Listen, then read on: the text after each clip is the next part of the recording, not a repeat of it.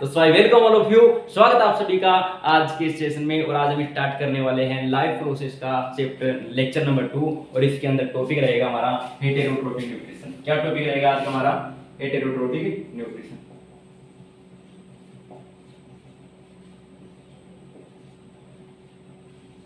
हेटेरोट्रोपिक nutrition का मतलब होता है, अगर हिंदी में इसको समझाऊंगा आपको तो मैं कहूंगा इसको विषमपोषी पोषण। विषमपोषी पोषण, विषमपोषी पोषण। Any doubt? यहां तक आपको समस्या नहीं होनी चाहिए क्योंकि हमारा टॉपिक है। हमारा टॉपिक क्या है? हेटेरोट्रोपिक न्यूट्रिशन मतलब विषमपोषी पोषण। सबसे पहले हम बात करते हैं कि सर विषमपोषी पोषण क्या होता है। कॉपी किताब सब बंद कर देंगे और ध्यान से सुनेंगे मेरी बातों को। विषमपोषी पोषण के बारे में बात कर रहे हैं। किसके बारे में बात कर रहे हैं? विषमपोषी पोषण के बारे में। विषम का मतलब क्या होता है? विषम का मतलब होता है दूसरा। विषम का मतलब क्या होता है? दूसरा, अलग, अलग अलग, दूसरे। किसी दूसरे की बात कर रहा है। किसकी बात कर रहा है? किसी दूसरे की बात कर रहा है। विषम का मतलब होता है दूसरा, दूसरा। विषम का मतलब क्या होता है? दूसरा। हेटेरो का मतलब होता है दूसरा, अदर, अदर। हेटेरो मतलब होता है अदर। विषम मतलब दूसरा और पोषी मतलब पोषण, मतलब ऐसा जीव जो किसी दूसरे से अपना पोषण लेगा। विषम का मतलब होता है दूसरा और पोषी का मतलब होता है पोषण। पोषी का मतलब क्या होता है? पोषण है। तो ऐसा जीव जो किसी दूसरे जीव से अपना पोषण लेगा उसे क्या कहेंगे? विषमपोषी कहेंगे। क्या कहेंगे? उसे विषमपोषी कहेंगे। Any doubt? यहां तक आपको कोई समस्या नहीं होनी चाहिए। चाहो तो आप लिख भी सकते हो जिसे मैं बोल रहा हूं। जैसे मैंने कहा विषमपोषी के बारे में बताया कि ऐसा जीव जो किसी दूसरे जीव से अपना पोषण ले रहा है उसे विषमपोषी कहते हैं। और इन जीवों में पाए जाने वाले पोषण को विषमपोषी पोषण कहते हैं। कौन सा पोषण कहते हैं? विषमपोषी पोषण कहते हैं। इंग्लिश मीडियम वाले सुनेंगे। अब हेटेरोट्रोपिक न्यूट्रिशन की बात कर रहा हूं। हेटेरो मतलब किसी अदर ऑर्गेनिज्म की बात कर रहा है। अदर ऑर्गेनिज्म की बात कर रहा है मतलब ये हुआ कि मैं कह सकता हूं कि अपने फूड के लिए किसी अदर ऑर्गेनिज्म पर डिपेंड है। अदर ऑर्गेनिज्म पर डिपेंड है तो ऐसा ऑर्गेनिज्म जो किसी दूसरे या अदर ऑर्गेनिज्म पर अपने फूड के लिए डिपेंड रहता है उसे कहते हैं हेटेरोट्रोपिक या हेटेरोट्रोप्स। उसे क्या कहते हैं? हेटेरोट्रोप्स कहते हैं इस ऑर्गेनिज्म को। और उस ऑर्गेनिज्म के अंदर जिस प्रकार का जो न्यूट्रिशन पाया जाता है उस न्यूट्रिशन को नाम देता हूं मैं हेटेरोट्रोपिक न्यूट्रिशन। तो आपको इस डेफिनेशन में कोई भी डाउट नहीं होना चाहिए। उम्मीद है ये डेफिनेशन आपको समझ में आई होगी। ठीक है। अगर मैं हेटेरोट्रोपिक की बात करता हूं मेनली अगर हेटेरोट्रोपिक की बात करता हूं, हेटेरोट्रोपिक के अंदर मैंने कुछ एग्जांपल सेट किए थे। वैसे तो हेटेरोट्रोपिक न्यूट्रिशन जो होता है 3 टाइप का होता है। कौन सा होता है? कितने टाइप का होता है? 3 टाइप का होता है। हेटेरोट्रोपिक न्यूट्रिशन कितने टाइप का होता है? 3 टाइप का होता है। पहला होता है होलोजोइक। कौन सा होता है? होलोजोइक। दूसरा होता है सेप्रोफाइटिक और तीसरा होता है पैरासाइटिक। तो 3 प्रकार का न्यूट्रिशन है। मतलब हेटेरोट्रोपिक न्यूट्रिशन जो है मेरे पास में, हेटेरोट्रोपिक न्यूट्रिशन है वो कितने प्रकार का होता है? 3 प्रकार का होता है। कितने प्रकार का होता है? 3 प्रकार का होता है। एक होता है होलोजोइक, दूसरा होता है सेप्रोफाइटिक और तीसरा होता है पैरासाइटिक। 3 प्रकार के न्यूट्रिशन मेरे पास में, 3 प्रकार के ऑर्गेनिजम्स पाए जाते हैं। यहाँ पर 3 टाइप्स में डिवाइड किया गया है। सबसे पहले मैं बात करता हूँ होलोजोइक। किसकी बात करता हूँ? सबसे पहले होलोजोइक की बात करता हूँ। होलोजोइक की बात करता हूँ। ये समझना क्यों इंपॉर्टेंट है? क्योंकि जैसे होलोजोइक की बात आती है, होलोजोइक का मतलब है अपनी बात कर रहा है, अपनी बात कर रहा है, अपने बारे में बताएगा कुछ, अपने बारे में क्या बताता है। होलोजोइक जो ऑर्गेनिज्म होते हैं, क्योंकि अगर हम खुद की बात करते हैं तो हम क्या है? हेटेरोट्रोप्स है। क्या है हम? हेटेरोट्रोप्स। मतलब हम इसी कैटेगरी के अंदर आते हैं। हम इसी कैटेगरी के अंदर आते हैं और इसी कैटेगरी के अंदर इन तीनों में से किसी एक में आते हैं। 3 टाइप का होता है, इसका मतलब इन तीनों में से किसी एक में आते हैं और तीनों में से एक कौन सा है? होलोजोइक। कौन सा होता है? होलोजोइक। होलोजोइक का मतलब होता है ऐसा ऑर्गेनिज्म, ऐसा जीव जो किसी फूड, जो भी फूड इनटेक कर रहा है उस फूड को इनटेक कर रहा है, ठीक है, लेकिन उसका डाइजेशन कहां कर रहा है? अपनी बॉडी के अंदर कर रहा है। ध्यान से सुनिए मेरी बात को, मैं फिर से कह रहा हूं, ऐसा ऑर्गेनिज्म जो फूड का डाइजेशन अपनी बॉडी के अंदर करते हैं, मतलब भोजन का पाचन अपने शरीर के अंदर जो ऑर्गेनिज्म करते हैं उन ऑर्गेनिज्म को मैं नाम देता हूं होलोजोइक। क्या नाम देता हूं? होलोजोइक। सर एग्जांपल बता दीजिए। एग्जांपल आप लिख सकते हो ह्यूमन। क्या लिख सकते हो, ह्यूमन। सिंपल एग्जांपल है, हम क्या करते हैं, सबसे पहले खाना खाते हैं, ठीक है, खाना खाने के बाद में क्या होता है, डाइजेशन, भोजन करते हैं, भोजन करने से बाद में उसका डाइजेशन होता है। डाइजेशन क्या होता है, बाहर हो जाता है क्या, बाहर एंजाइम निकलते हो, फिर बाहर हो जाता हो, नहीं होता है, तो कहाँ होता है बताओ, हमारे शरीर के अंदर है। तो भोजन का पाचन, भोजन का पाचन क्या होता है, हमारे शरीर के अंदर। मतलब ऐसे जीव, जिन जीवों के अंदर भोजन का पाचन शरीर के अंदर होता है, भोजन का पाचन शरीर के अंदर होता है, ऐसे जीवों को मैं नाम देता हूं क्या, होलोजोइक। क्या नाम देता हूं मैं, होलोजोइक नाम देता हूं। बताओ क्लियर है नहीं है। एग्जांपल मैंने यहां पर लिखा ह्यूमन, ह्यूमन लिखा, मनुष्य की बात कर रहा है, किसकी बात कर रहा है, मनुष्य। दूसरी बात सेप्रोफाइटिक। सेप्रोफाइटिक मतलब ऐसी ऑर्गेनिज्म जो किसी दूसरे पर तो डिपेंड है, और दूसरे पर कौन से, नॉन लिविंग पर, सॉरी नॉन लिविंग नहीं कहूंगा, मैं कहूंगा डेड ऑर्गेनिजम्स पर, डेड ऑर्गेनिज्म पर डिपेंड है। मतलब हुआ कि सेप्रोफाइटिक न्यूट्रिशन वाले जो ऑर्गेनिज्म होते हैं, मतलब जिनके अंदर सेप्रोफाइटिक न्यूट्रिशन पाया जाता है, ऐसे जो जीव होते हैं, वो जीव अपना जो फूड इनटेक करते हैं, अपना जो भोजन लेते हैं, किसी दूसरे ऑर्गेनिज्म से लेते हैं। ये बात सभी जानते हैं क्योंकि हेटेरोट्रोपिक परिभाषा भी यही है। लेकिन जिन दूसरे जीवों से लेते हैं वो मरे हुए जीव होते हैं। मतलब क्या हुआ, सेप्रोफाइटिक का मतलब हुआ कि ऐसे जीव जो दूसरे मरे हुए जीवों से या डेड ऑर्गेनिज्म से अपना पोषण लेते हैं, अपना न्यूट्रिशन लेते हैं, ऐसे जीवों को हम कहते हैं सेप्रोफाइटिक। क्या कहते हैं उसे, सेप्रोफाइटिक कहते हैं। फिर से सुनिएगा, ऐसे जीव जो अपना पोषण मरे हुए जीवों से ग्रहण करते हैं। किससे ग्रहण करते हैं, मरे हुए जीवों से ग्रहण करते हैं। सर आपने कहा मरे हुए जीवों से, लेकिन अगर भोजन की बात करें, इसका मतलब अपने अंदर ही तो कर रहा होगा डाइजेशन। तो हमारी आपने बात की ह्यूमंस की, हम क्या करते हैं, हमारी बॉडी के अंदर डाइजेशन करते हैं। इसका मतलब सेप्रोफाइटिक भी अपनी बॉडी के अंदर ही करता होगा, बिल्कुल नहीं करता। सबसे पहले वो क्या करता है, सबसे पहले बाहर केमिकल रिलीज करता है, किसी डेड ऑर्गेनिज्म से, किसी मरे हुए जीव पर केमिकल रिलीज करेगा। केमिकल जैसे रिलीज करता है, वो डेड ऑर्गेनिज्म जो है उसका डाइजेशन होना स्टार्ट हो जाता है। और जैसे जैसे उसका डाइजेशन होना स्टार्ट हुआ, कहाँ हो रहा है, बॉडी के बाहर, शरीर के बाहर। अगर शरीर के अंदर होता तो क्या कहता मैं, होलोजोइक कहता। मतलब शरीर के बाहर उसका डाइजेशन होगा, और डाइजेशन होने के बाद में उसका अवशोषण कर लिया जाएगा। अब अवशोषण मतलब क्या होता है, एब्जॉर्प्शन। डाइजेशन हुआ बॉडी के बाहर। सर बाहर कैसे होगा, क्योंकि उनके अंदर बेटा एंजाइम्स पाए जाते हैं। क्या पाए जाते हैं, एंजाइम्स।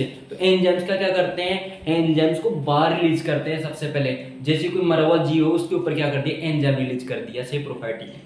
अब एंजाइम रिलीज कर, वो एंजाइम उससे भोजन को डाइजेस्ट करेगा, क्योंकि जो मरा हुआ जीव है उस जीव के लिए तो, उसके लिए तो जो जीव है उसके लिए तो वो क्या है, भोजन ही तो है। तो उसको डाइजेस्ट करेगा, बार करेगा केमिकल से डाइजेस्ट। जैसे डाइजेस्ट करेगा मतलब डाइजेस्ट कर रहा है, उसका पाचन कर रहा है, पाचन करेगा बाहर, और पाचन करने के बाद में क्या करेगा, उसका अवशोषण करेगा।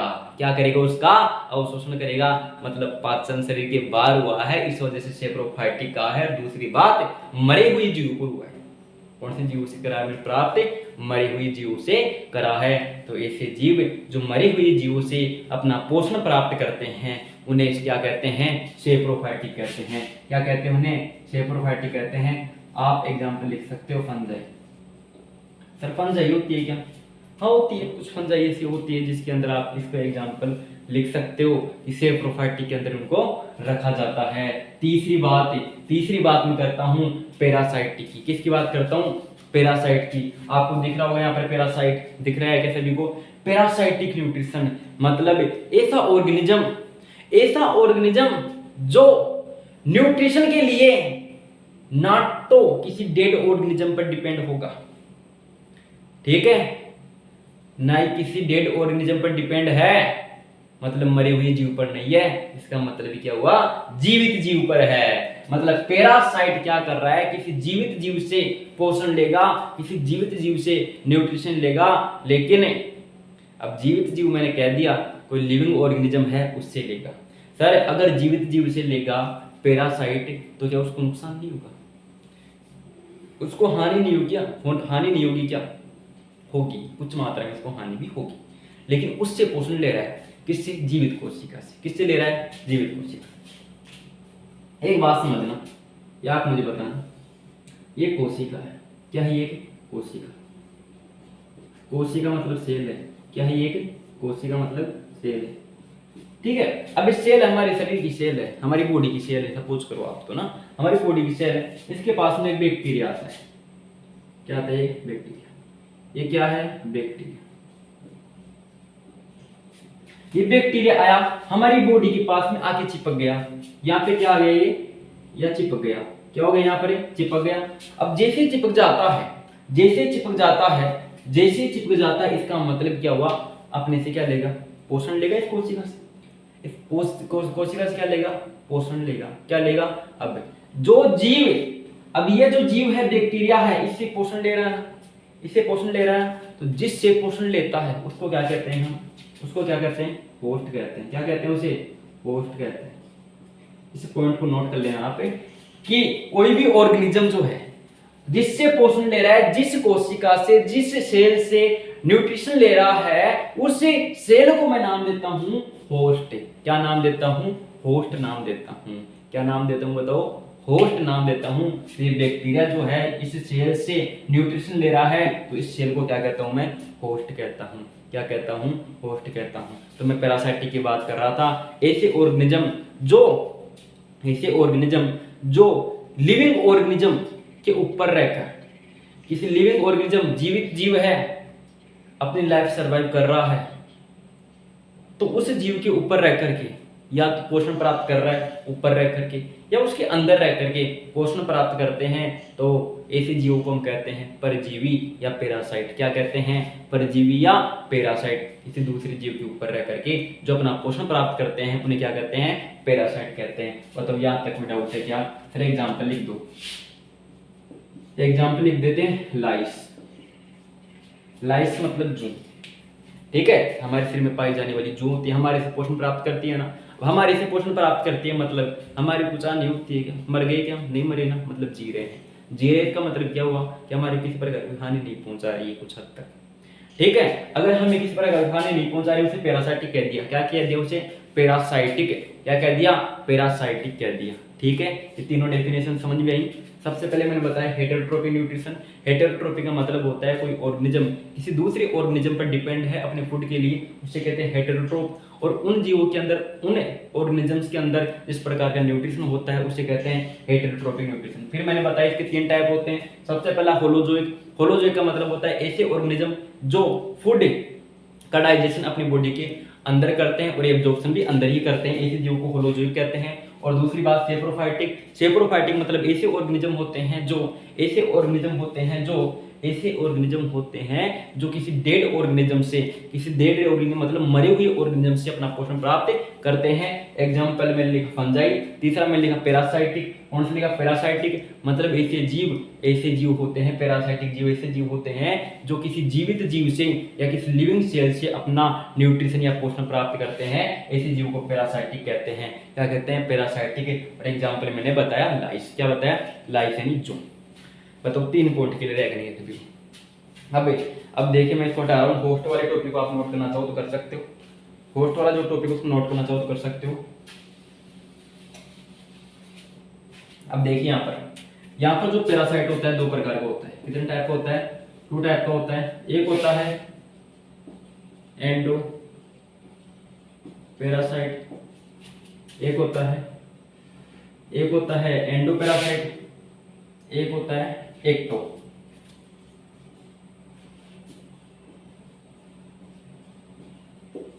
एक होता है एंडोपैरासाइट, एक होता है एक्टोपैरासाइट। वो होते हैं अंतःपरजीवी, इसको बोलते हैं बाह्य परजीवी। ठीक है, यहाँ तक क्लियर है नहीं? सभी को क्लियर है?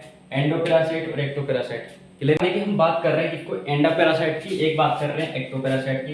एंडोपैरासाइट का मतलब क्या होता है? एंडोपैरासाइट मतलब होता है अंतःपरजीवी, एक्टोपैरासाइट मतलब बाह्य परजीवी। अब बात करता हूं मैं यहाँ पर एंडोपैरासाइट की। सबसे पहले एंडो मतलब समझ रहे हो? अंत मतलब अंदर। एंडो मतलब होता है अंदर की तरफ, ठीक है। एंडो मतलब क्या होता है? अंदर। अंत का मतलब क्या होता है? अंदर, मतलब अंदर की बात कर रहे हैं। मतलब किसकी बात कर रहे हैं? अंदर की बात कर रहा है। एंडो मतलब अंदर होता है, अंत मतलब भी अंदर होता है। ठीक है, मतलब ऐसे जीव जो किसी जीवित जीव के शरीर के अंदर रह करके, जो किसी जीवित जीव के शरीर के अंदर रह करके अपना पोषण प्राप्त करते हैं, उन्हें क्या कहते हैं? अंतःपरजीवी कहते हैं। उन्हें क्या कहते हैं? अंतःपरजीवी कहते हैं। एंडोपैरासाइट कहते हैं, जो किसी अदर ऑर्गेनिज्म की इनसाइड द बॉडी कहते हैं, इसकी बॉडी के अंदर किसी ऑर्गेनिज्म की, किसी लिविंग ऑर्गेनिज्म की बॉडी के अंदर रह करके न्यूट्रिशन इनटेक कर रहा है, पोषण प्राप्त कर रहा है, तो ऐसे जीव को क्या कहेंगे? एंडोपैरासाइट कहेंगे या फिर अंतःपरजीवी कहेंगे।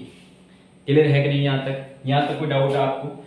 एग्जाम्पल की अगर बात करूं एंडोपैरासाइट यानी अंतःपरजीवी के अगर एग्जाम्पल की बात करूं तो सबसे बेटर एग्जाम्पल है मेरे पास में फ्लैट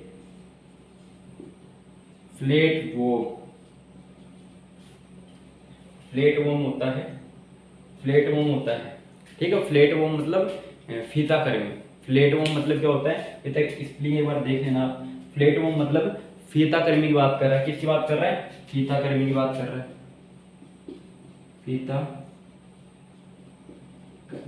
किसकी बात कर रहा है? फीता कर्मी की बात कर रहा है अंतःपरजीवी के अंदर, एंडोपैरासाइट के अंदर। ठीक है, आगे बात करता हूं मैं एक्टोपैरासाइट। एक्टो मतलब बाहर, बाह्य मतलब बाहर। एक्टो मतलब बाहर, बाह्य मतलब बाहर। मतलब ऐसा परजीवी, ये ऐसा पैरासाइट या ऐसा परजीवी जो किसी लिविंग ऑर्गेनिज्म की बॉडी के बाहर रह करके, उसके शरीर के बाहर रह करके अपना पोषण प्राप्त करता है, उसे हम क्या कहते हैं? एक्टोपैरासाइट कहते हैं या बाह्य परजीवी कहते हैं। एक्टोपैरासाइट कहते हैं या बाह्य परजीवी कहते हैं। एक्टोपैरासाइट या बाह्य परजीवी कहते हैं। यहां तक कोई डाउट है? एंडो का मतलब हुआ कि कोई भी पैरासाइट जो है किसी ऑर्गेनिज्म की बॉडी के अंदर रह करके न्यूट्रिशन लेगा, वो तो है एंडोपैरासाइट। अगर कोई ऑर्गेनिज्म है, कोई पैरासाइट है जो किसी ऑर्गेनिज्म की बॉडी के बाहर रह करके पोषण इंटेक कर रहा है, पोषण प्राप्त कर रहा है, तो उसे क्या कहेंगे? एक्टोपैरासाइट कहेंगे। एग्जाम्पल की अगर बात करता हूं तो मैं कहता हूं कस्क्यूटा लाइस। ये सब क्या होते हैं? कस्क्यूटा क्या होती है? अमरबेल। कस्क्यूटा क्या होती है? ये प्लांट्स में होती है, प्लांट होता है कस्क्यूटा, और ये होता है एनिमल। ठीक है, ये कस्क्यूटा क्या होती है? अमरबेल होती है। अमरबेल देखा आपने? अमरबेल देखा होगा कि प्लांट्स जो होते हैं, कुछ प्लांट जो पेड़ पौधे होते हैं, पेड़ पौधों के ऊपर एक येलो कलर की बेल पाई जाती है। एक येलो कलर की बेल पाई जाती है, जिसे क्या कहते हैं? अमरबेल कहते हैं। क्या कहते हैं? अमरबेल कहते हैं, क्योंकि वो क्या करती है? किसी भी ऑर्गेनिज्म या किसी पेड़ पर पाई जाती है, मेनली पेड़ पौधों पर पाई जाती है, तो उस पेड़ को या पौधे को चारों तरफ से उस प्लांट को घेर लेती है और उससे न्यूट्रिशन लेना स्टार्ट कर देती है। ठीक है, तो आपने देखा होगा कस्क्यूटा। ठीक है, लाइफ मतलब जू की बात कर रहा है, तो ये क्या करती है? हमारे शरीर के अंदर रहती है, और हमारे शरीर के अंदर रहती है तो उससे क्या करती है? पोषण प्राप्त करती है। सर आपने लाइफ को एनिमल क्यों कहा है? एनिमल ही तो है, प्लांट थोड़ी एनिमल ही है ना। ठीक है, इस वजह से एनिमल ही तो कहूंगा, एनिमल को प्लांट थोड़ी कहूंगा। ठीक है, तो यहाँ पर आपको पैरासाइट के बारे में समझ में आना चाहिए। एंडोपैरासाइट क्या होता है, एक्टोपैरासाइट क्या होता है, ये दोनों टॉपिक इंपॉर्टेंट है। यहाँ तक आपको समझ में आना चाहिए जितना भी मैंने पढ़ा दिया है। आगे चलते हैं, आगे पढ़ने वाले हम इसके बाद में एक बहुत ही शानदार टॉपिक है जिसका नाम है अमीबा। क्या नाम है उसका? अमीबा। तो अमीबा के बारे में पढ़ने वाले हैं। किसके बारे में पढ़ने वाले हैं? अमीबा के बारे में। किसके बारे में पढ़ने वाले हैं? अमीबा के बारे में पढ़ने वाले हैं। अमीबा के बारे में किसके बारे में स्टार्ट कर रहे हैं? अमीबा के बारे में। ठीक है, अमीबा के बारे में स्टार्ट कर रहे हैं। अमीबा के बारे में स्टार्ट कर रहे हैं। देखिए, अमीबा के बारे में स्टार्ट करते हैं। अमीबा क्या है? अमीबा एक ऑर्गेनिज्म होता है, एक जीव होता है अमीबा। ठीक है सर, सिंपली अगर इनकी बात की जाए, अमीबा की बात की जाए, तो अमीबा कहाँ पाया जाता है? मेन पॉइंट ये होता है कि अमीबा कहाँ पाया जाता है। तो अमीबा मेनली पाया जाता है वाटर के अंदर। मेनली किसके अंदर पाया जाता है? वाटर के अंदर पाया जाता है। सर अगर ये वाटर के अंदर पाया जाता है तो हमें तो दिखता ही नहीं। अगर ये वाटर के अंदर पाया जाता है हमें दिखता ही नहीं। ये होता है माइक्रो ऑर्गेनिज्म। माइक्रो ऑर्गेनिज्म होता है अमीबा। क्या होता है? माइक्रो ऑर्गेनिज्म होता है। माइक्रो ऑर्गेनिज्म होता है। माइक्रो ऑर्गेनिज्म मतलब क्या होता है? माइक्रो ऑर्गेनिज्म मतलब छोटा जीव होता है।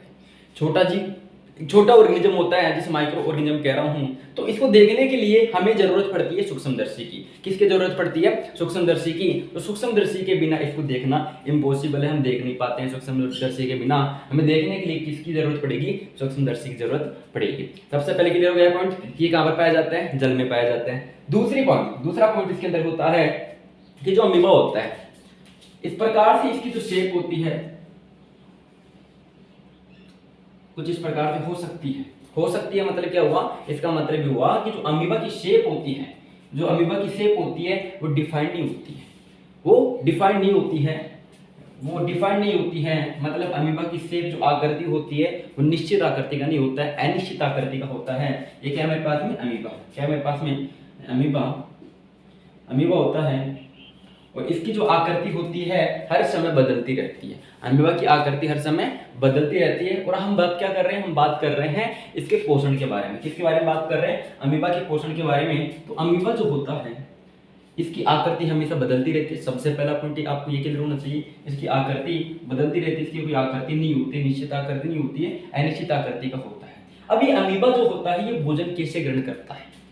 कैसे ग्रहण करता है? तो हमारे पास में सपोज कीजिए यहां पर क्या होता है? ये फूड का पार्टिकल है। ये क्या है? फूड पार्टिकल है। किसके पास में? ये अमीबा के पास में। किसके पास में है? अमीबा के पास में है। और अमीबा के पास में क्या है? फूड पार्टिकल यहाँ पे प्रेजेंट है। तो अब इस फूड पार्टिकल को ये इनटेक किस प्रकार से करेगा? इस फूड पार्टिकल को इनटेक किस प्रकार से करेगा? ये हमारे लिए इंपॉर्टेंट। अगर फूड पार्टिकल है तो इनटेक करने के लिए क्या करता है? इसकी जो सरफेस होती है, इसकी जो वॉल होती है, इसकी जो भित्ति होती है, इस वॉल के अंदर ये मॉडिफिकेशंस करना स्टार्ट करता है। क्या करना स्टार्ट करता है? मॉडिफिकेशन करना स्टार्ट करता है। जिससे होता क्या है? ये जो वॉल होती है इस फूड पार्टिकल के पास में इसके चारों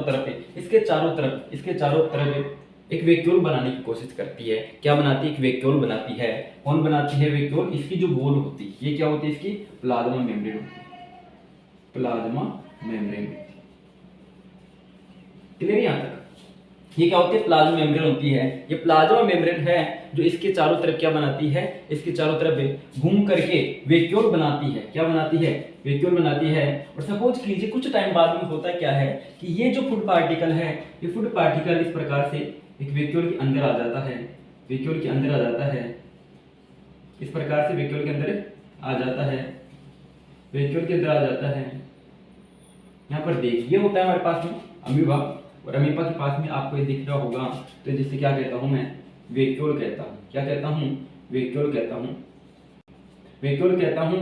क्या कहता हूँ इसे? वैक्यूल कहता हूँ। और यहाँ पर आपको यहाँ पर दिख रहा होगा, इसको मैं कहता हूँ न्यूक्लियस मतलब होता है केंद्रक। ये केंद्रक होता है, वैक्यूल होता है। ठीक है? फूड वैक्यूल क्या नाम देता हूँ इसको मैं? फूड वैक्यूल नाम देता हूँ। फूड वैक्यूल है मतलब फूड वैक्यूल के अंदर क्या है? फूड है। वैक्यूल के अंदर क्या है? फूड है। इस वजह से क्या नाम दिया मैंने? फूड वैक्यूल नाम दिया है। और आगे होता है अगली प्रोसेस के अंदर होता है क्या है कि ये जो अमीबा है इसके अंदर जो फूड वैक्यूल अब प्रेजेंट है, ये फूड वैक्यूल अमीबा के पास में जो साइटोप्लाज्म होता है, इस साइटोप्लाज्म के अंदर डाल दी जाती है। किसके अंदर डाल दी जाती है? साइटोप्लाज्म में क्या होता है? साइटोप्लाज्म होता है। साइटोप्लाज्म के पास में क्या डाल दी गई है? फूड वैक्यूल डाल दी गई है। क्या डाल दी गई है? फूड वैक्यूल डाल दी गई है। अभी कुछ स्टूडेंट्स ऐसे भी हैं जो ये पूछते होंगे कि सर साइटोप्लाज्म में क्या होता है? कोई भी एक कोशिका होती है, कोई भी एक सेल होती है, उस सेल के पास में कुछ सिलेक्टेड चीजें होती है। जैसे कि मैं बात करूं न्यूक्लियस, तो न्यूक्लियस सभी कोशिकाओं के पास में पाया जाता है। मेनली सभी कोशिकाओं के पास में पाया जाता है न्यूक्लियस से। और दूसरी बात करता हूँ फूड पार्टिकल्स की, तो फूड पार्टिकल्स भी साइटोप्लाज्म की, तो साइटोप्लाज्म सभी कोशिकाओं के अंदर प्रेजेंट होता है। तो ये एक सेल की स्ट्रक्चर होती है। तब हम सीखते हैं ये छोटी क्लास में आप सीख चुके होंगे कि कोशिकाओं के अंदर क्या क्या पाए जाते हैं। कोशिकाओं के अंदर साइटोप्लाज्म पाया जाता है, केंद्रक पाया जाता है, केंद्रक झिल्ली पाई जाती है, उसके अंदर कोशिका अंग पाए जाते हैं। ये सभी चीजें हम सीखते हैं। ठीक है? तो ये बात कर रही मैं अमीबा के बारे में। इसके अंदर साइटोप्लाज्म होता है और इसके अंदर फूड वैक्यूल प्रेजेंट होती है। क्या प्रेजेंट होती है? फूड वैक्यूल प्रेजेंट होती है। तो इतनी बात आप सभी को क्लियर होनी चाहिए। अब यहाँ पर क्या हुआ कि ये जो अमीबा था, इस अमीबा ने इसे फूड वैक्यूल को साइटोप्लाज्म के अंदर डाल लिया। सर साइटोप्लाज्म डालने के बाद क्या करेगा? अगर इसने साइटोप्लाज्म में इसे फूड वेहिकल को डाल लिया है तो इसको डालने के बाद में इसको ब्रेक करेगा। क्या करेगा? इसको ब्रेक करेगा। क्या करेगा? ब्रेक करेगा मतलब तोड़ेगा। अगर इसको तोड़ेगा मतलब फूड वेहिकल को तोड़ेगा, फूड वेहिकल को तोड़ेगा तो फूड वेहिकल को तोड़ने से इसको क्या मिलेगा? न्यूट्रिशन मिलेगा। क्या मिलेगा? न्यूट्रिशन। न्यूट्रिशन मतलब क्या हुआ? एनर्जी। क्योंकि हम न्यूट्रिशन की बात करते हैं मतलब पोषण की बात करते हैं तो उसके अंदर एक चीज जरूर इंक्लूड होती है और वो होती है एनर्जी। मतलब न्यूट्रिशन किसके लिए? किसके लिए? एनर्जी के लिए। किसके लिए चाहिए हमारे को न्यूट्रिशन? एनर्जी के लिए चाहिए। तो इतनी बात आप सभी को क्लियर होनी चाहिए। तो फूड किस प्रकार से इसने प्राप्त किया है इसके बारे में आपको पता होना चाहिए। और एक बात और आपको यहाँ पर दिख रहा होगा कि जो फिंगर लाइक प्रोजेक्शन है ये क्या होते हैं?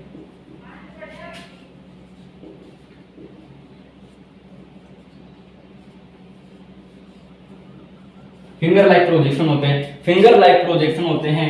ये जो फिंगर लाइक प्रोजेक्शन होते हैं इनको मैं नाम देता हूं सूडोपोडिया। क्या नाम देता हूं?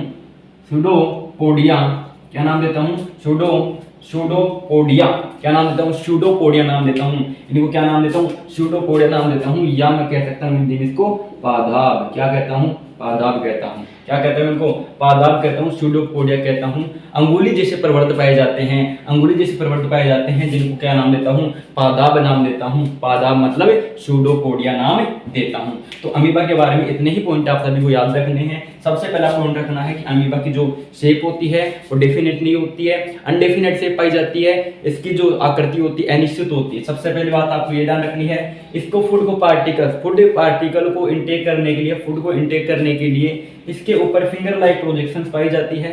फिंगर लाइक प्रोजेक्शन पाई जाती है, इसके अंदर फिंगर लाइक प्रोजेक्शन पाई जाती है जिन्हें हम कहते हैं सूडोपोडिया या पादाब कहते हैं। अमीबा के अंदर एक न्यूक्लियस पाया जाता है, ठीक है। अब ये सूडोपोडिया पादाब होते हैं, ये फूड वेहिकल का निर्माण करते हैं, फूड वेहिकल बनाते हैं। और जैसे फूड वेहिकल बना लेते हैं ये फूड वेहिकल साइटोप्लाज्म के अंदर जाती है। कहाँ जाती है? साइटोप्लाज्म के अंदर जाती है। साइटोप्लाज्म के अंदर इस फूड वेहिकल को तोड़ा जाता है और साइटोप्लाज्म के अंदर फूड वेहिकल को तोड़ा जाता है। तोड़ के अमीबा को क्या मिलता है? न्यूट्रिशन मिलता है। सर अगर तोड़ लिया तो इसके अंदर कुछ वेस्ट नहीं बनेगा क्या? अमीबा के अंदर वेस्ट भी तो बनेगा। तो अमीबा के अंदर इस फूड वेहिकल को तोड़ने के बाद में जो वेस्ट बनता है उस वेस्ट को भी इसी प्रकार से बाहर निकाल दिया जाता है इस प्रकार से हमने इसको इंटेक किया था। जब बाहर निकाला जाता है इसको तो ये जो होता है ये फूड जो डाइजेस्ट किया जा चुका है, तोड़ा जा चुका है, ये इस मेम्ब्रेन के पास में जाता है। मेम्ब्रेन के पास में जाकर के मेम्ब्रेन के द्वारा ये बाहर निकाल दिया जाता है। ठीक है, इतनी बात अमीबा के बारे में आप सभी को क्लियर होनी चाहिए। आगे हम बात करने वाले हैं पैरामीशियम के बारे में। इसके बारे में बात करने वाले हैं पैरामीशियम के बारे में। तो इतनी बात आप सभी को क्लियर होनी चाहिए। पैरामीशियम के बारे में स्टार्ट करने वाले हैं, ठीक है।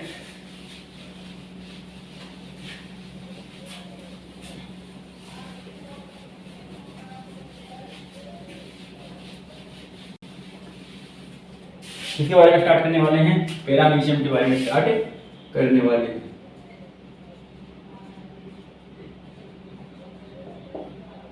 किसके बारे में? पैरामीशियम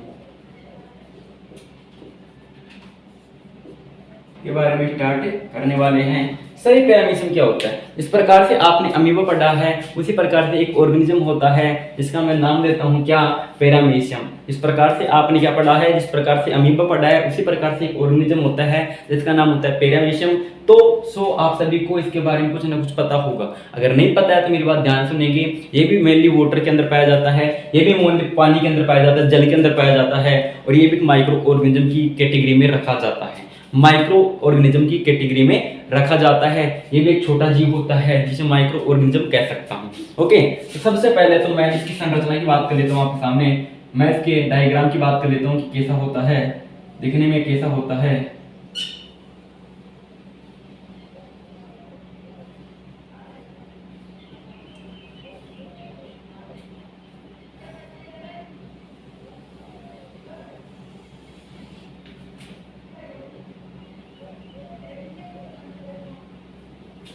ये क्या होता है? ये क्या बना रहे हैं? मैं बना रहा हूँ यहाँ पर पैरामीशियम। क्या बना रहा हूँ? क्या है? पैरामीशियम बना रहा हूँ मैं, ठीक है। क्या बना रहा हूँ मैं? पैरामीशियम बना रहा हूँ। पैरामीशियम का डायग्राम कुछ इस प्रकार से होता है, ठीक है। क्लियर है यहाँ तक? पैरामीशियम का डायग्राम कुछ इस प्रकार से होता है और इसके अंदर आप ध्यान रखेंगे इसके अंदर मेनली कितने न्यूक्लियस पाए जाते हैं? 2 न्यूक्लियस पाए जाते हैं।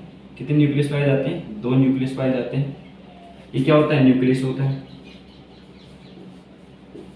ये होता है पैरामीशियम। ये क्या होता है? पैरामीशियम होता है, चप्पल की आकार का होता है। कौन सी आकृति का? चप्पल की आकृति का होता है। चप्पल की आकृति का होता है पैरामीशियम। कौन सी आकृति का होता है? चप्पल की जैसे दिख रहा है, देखो ये जो चप्पल की जैसे दिख रहा होगा आपको, ठीक है, इसकी तरह भाई चप्पल की तरह है, पैरामीशियम होता है। इसके अंदर 2 न्यूक्लियस पाए जाते हैं और इसके सरफेस पर आपको यहाँ पर कुछ प्रोजेक्शन दिख रहे हैं क्या? इन प्रोजेक्शन को मैं नाम देता हूँ, इन प्रोजेक्शन को मैं नाम देता हूँ सीलिया। क्या नाम देता हूँ? सीलिया नाम देता हूँ। क्या नाम देता हूँ मैं? सीलिया नाम देता हूँ, ठीक है। अब सर हम पैरामीशियम क्यों पढ़ रहे हैं? पैरामीशियम इस वजह से पढ़ रहे हैं, जैसे हम अमीबा पढ़ा था कि अमीबा किस प्रकार से न्यूट्रिशन लेता है, उसी प्रकार से हम इसके अंदर भी ये देख रहे हैं कि सॉरी इसके अंदर भी ये देख रहे हैं कि जो पैरामीशियम होता है वो किस प्रकार से न्यूट्रिशन लेता है। तो सिंपली हम इसकी बॉडी की बात कर लेते हैं कि इसके अंदर सीलिया प्रेजेंट होते हैं। अब अमीबा की बात करते हैं तो अमीबा के अंदर क्या प्रेजेंट होते थे? सूडोपोडिया प्रेजेंट होते थे। सीलिया जो होता है, सीलिया के मेनली 2 वर्क होते हैं। कितने वर्क होते हैं सीलिया के? 2 वर्क होते हैं। एक होता है फूड को इनटेक करना। क्या करना? फूड को इनटेक करवाना, फूड का काम होता है। एक होता है मूवमेंट का। ये हो गया भोजन का और ये हो जाता है गति का, ठीक है। ये हो जाता है भोजन का, ये हो जाता है मूवमेंट नहीं गति का, ठीक है। यहाँ तक क्लियर होता है आप सभी को। इनको कहते हैं पक्षमाभ, पक्षमाभ कहते हैं क्या है इनको? सीलिया को क्या कहते हैं हिंदी में? पक्षमाभ कहते हैं। न्यूक्लियेशन केंद्रक होता ही है। तो सीलिया क्या करता है? सबसे पहले तो इसकी मूवमेंट में हेल्प करता है। किसकी करता है मूवमेंट में हेल्प? पैरामीशियम को मूवमेंट करना है। पैरामीशियम को मूवमेंट करना है तो कौन करवाएगा? पैरामीशियम को मूवमेंट करना है तो कौन करवाएगा? सीलिया करवाएगा। कौन करवाएगा? सीलिया करवाएगा। और सीलिया मेनली 2 टाइप्स का होता है। पहला होता है सीलिया जो होता है 2 वर्क शो करता है। सबसे पहले करता है फूड को इनटेक करवाना और दूसरा होता है मूवमेंट का। तो फूड को इनटेक करवाने का काम करता है कौन? सीलिया करता है। तो कैसे करता है? कि जैसे कोई फूड पार्टिकल हमारे पास में होता है, कोई भी फूड पार्टिकल हमारे पास में, यहाँ पर फूड पार्टिकल है, सबसे पहले तो ये जो पैरामीशियम है ये इसके पास में जाएगा। इसके पास में जाने के बाद में ये जो फूड पार्टिकल है इसके सीलिया के पास में ले लिया जाता है, ठीक है। इसके सीलिया के पास में ले लिया जाता है और इस सीलिया के पास में लिए गए पार्टिकल्स को आगे माउथ तक, किस तक है? माउथ तक है, या मैं कहूँगा इसको स्पोर्ट। क्या कहूँगा मैं? स्पोर्ट। क्योंकि इसके अंदर क्या होता है? पैरामीशियम के अंदर इसकी सरफेस के द्वारा फूड को इंटेक नहीं किया जाता है। इसके अंदर फूड को इंटेक करने के लिए एक इस जगह पाई जाती है जिसको मैं कहता हूँ स्पोर्ट। जिसको क्या कहता हूँ? स्पोर्ट पाया जाता है। यहाँ पर क्या पाया जाता है? स्पोर्ट पाया जाता है फूड को इंटेक करने के लिए। तो फूड कहाँ पर जाता है? स्पोर्ट के पास में जाता है और इसके द्वारा इंटेक कर लिया जाता है। हेल्प करता है सीलिया की जो मूवमेंट होती है, सीलिया की जो मूवमेंट होती है, इस प्रकार सीलिया की मूवमेंट होती है कुछ इस प्रकार से। सीलिया की जैसे मूवमेंट होती है, फूड का जो पार्टिकल्स होता है आगे पास कर दिया जाता है, जब तक वो किसके पास में नहीं पहुंचेगा? इस स्पोर्ट के पास में नहीं पहुंचेगा, तब तक वो आगे पास कर दिया जाता है, ठीक है। जैसे इसके पास पहुंच जाता है तो इसको क्या मिल जाता है? न्यूट्रिशन मिल जाता है और उससे एनर्जी मिल जाती है। तो आपको इस पैरामीशियम के बारे में ये बात क्लियर हुई या नहीं हुई? आपको 1-2 पॉइंट याद रखने इसके अंदर। सबसे पहला रखना है सीलिया के बारे में। सीलिया 2 वर्क करता है, एक तो फूड को इंटेक करवाने का, दूसरा मूवमेंट का। इसको गति करनी होती है, सीलिया के द्वारा करता है। न्यूक्लियस प्रेजेंट होता है, इसके अंदर क्या पाया जाता है? स्पोर्ट भी प्रेजेंट होता है, ठीक है। पैरामीशियम के बारे में इतनी बातें आप सभी को क्लियर होनी चाहिए। तो आगे हम बात करने वाले हैं पैरामीशियम के बाद में एक बहुत ही शानदार टॉपिक स्टार्ट करेंगे। तो ये बातें आप सभी को क्लियर होनी चाहिए पैरामीशियम के बारे में। आगे हम स्टार्ट करने वाले हैं न्यूट्रिशन इन ह्यूमन बींग्स। क्योंकि हमने छोटे जीवों की तो बात कर ली है, बड़े जीवों की बात कर लेते हैं। हमारे जैसे जो जीव है वो किस प्रकार से न्यूट्रिशन इंटेक करते हैं, उनके बारे में बात कर लेते हैं। तो मैं बात करने वाला हूँ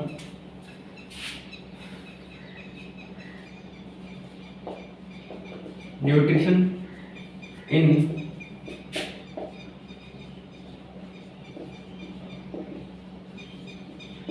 ह्यूमन बींग्स, मतलब मैं कहूँगा मानव में पोषण। टॉपिक का क्या नाम है? मानव में पोषण। क्या नाम है टॉपिक का? मानव में पोषण है। अब देखिए मानव में पोषण की अगर बात करता हूँ कि मानव में पोषण किस प्रकार से ग्रहण किया जाता है, तो आप सभी को पता है क्योंकि हमारी जो नेचुरल चीज है, मतलब ये सब चीज कॉमन है। क्योंकि मानव में पोषण तो कॉमन है, क्योंकि ये सब चीजें रोज करते हैं, अरे वो जो खाना रोज खाते हैं इसका मतलब रोज ही करते हैं ना, तो पोषण तो इंटेक रोज कर रहे हैं, भोजन तो रोज खा रहे हैं, इसका मतलब ये चीज़ तो नॉर्मल है, वैसे भी आता होगा आपको, अगर नहीं आता है तो फिर भी देख लेते हैं। न्यूट्रिशन इन ह्यूमन बींग्स की बात कर रहा हूँ, ठीक है, ओके। तो इसके अंदर होता क्या है मेनली, अब सभी को ये चीज पता है कि जो हमारा डाइजेस्टिव सिस्टम होता है, डाइजेस्टिव सिस्टम जो होता है, वो डाइजेस्टिव सिस्टम मेनली 2 टाइप्स का होता है। कितने टाइप्स का होता है? 2 टाइप्स का होता है। 2 प्रकार से इसको डिवाइड किया गया है। कितने प्रकार से? 2 प्रकार से इस डाइजेस्टिव सिस्टम को डिवाइड किया गया है। एक होता है एलिमेंट्री कैनाल, दूसरा होता है मेरे पास में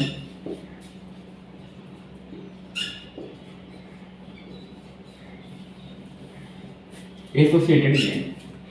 एक होता है एलिमेंट्री कैनाल, दूसरा होता है एसोसिएटेड ग्लैंड। अभी इस पॉइंट को बिल्कुल ध्यान से अच्छे से समझते हुए चलेंगे। बिल्कुल, हमारा जो डाइजेस्टिव सिस्टम होता है वो 2 टाइप्स का होता है। सबसे पहला होता है एलिमेंट्री कैनाल, दूसरा होता है associated gland. Sir alimentary canal क्या होती है, ये एसोसिएटेड ग्लैंड क्या होती है? ठीक है, एसोसिएटेड ग्लैंड क्या होती है या एलिमेंट्री कैनाल क्या होती है, इसके बारे में चर्चा करते हैं। देखिए, हमने एलिमेंट्री कैनाल की जब भी बात करते हैं, या मैं एलिमेंट्री कैनाल को मैं हिंदी में कह सकता हूँ, मैं हिंदी में इसको कह सकता हूँ क्या, आहार नाल। क्या कह सकता हूँ? आहार नाल कह सकता हूँ। जो हिंदी वाले हैं वो हिंदी में समझ लेंगे, जो इंग्लिश वाले वो इंग्लिश में। एसोसिएटेड मतलब सहायक ग्रंथियां, सहायक ग्रंथियां पाई जाती है। क्या पाई जाती है? सहायक ग्रंथियां पाई जाती है। सर एलिमेंट्री कैनाल होती क्या है? एलिमेंट्री कैनाल होती है कि जो हमारे माउथ से लेकर के, कहां से लेकर के, माउथ से लेकर के माउथ टू एनस तक जो फैली हुई रहती है वो क्या होती है? हमारी एलिमेंट्री कैनाल होती है। मुख से लेकर के गुदा तक, मुख से लेकर के गुदा तक, मुख से गुदा तक, मुख से लेकर के गुदा तक फैली हुई रहती है। मुख से लेकर के गुदा तक फैली हुई रहती है एलिमेंट्री कैनाल या आहार नाल। एलिमेंट्री कैनाल या आहार नाल मुख से लेकर के गुदा तक फैली हुई रहती है। अब सर इससे जो मुख से लेकर के गुदा तक फैली रहती है, ठीक है, लेकिन आप हमें ये बताइए कि इसके अंदर और भी कुछ पार्ट्स आते हैं जिसको हम देख सकते हैं, जिसके अंदर कुछ पार्ट्स आते हैं या नहीं आते हैं, या एलिमेंट्री कैनाल ही आती है? मेनली इसके अंदर अलग अलग पार्ट्स आते हैं। जैसे कि सिंपली सबसे पहले हम स्टार्ट करते हैं माउथ से। कहाँ से स्टार्ट करते हैं? माउथ से स्टार्ट करते हैं, ठीक है। माउथ यानी मुख पाया जाता है, सबसे पहली बात। दूसरी बात मैं करूँ अगर, तो मैं कहूँगा फेरिंग्स के बारे में। दिख रहा होगा शायद आपको ये गर्शन, जिसे हम कहते हैं हिंदी में। और तीसरी बात करता हूँ मैं ईसोफेगस। ईसोफेगस मतलब ग्रास नाल होती है। और 4th नंबर पर मेरे पास में आता है स्टमक आता है, मतलब आमाशय आता है, ठीक है। और 5th नंबर पर मेरे पास में आता है स्मॉल इंटेस्टाइन, मतलब छोटी आंत,